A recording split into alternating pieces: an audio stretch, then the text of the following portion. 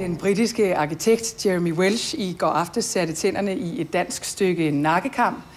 Jeg så havde nok ikke regnet med, at 120.000 mennesker verden over allerede i dag havde set ham kaste det hele op igen. Episode 24 stirred a very big debate in Denmark because a lot of Danish farmers actually thought that we were being overly critical around the whole production of Danish pork.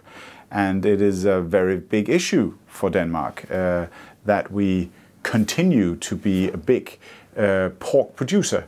They were worried that we would be tampering with that big income for the Danish pork producers.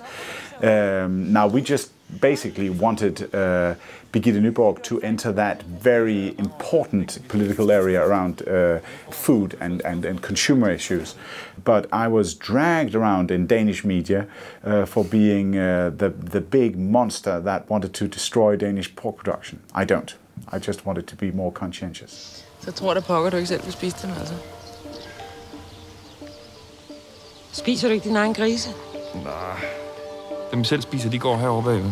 Udenfor? De går i en gammeldags svinesti. Så de går rundt og rode lidt i jord, som de er skabt til. Ja.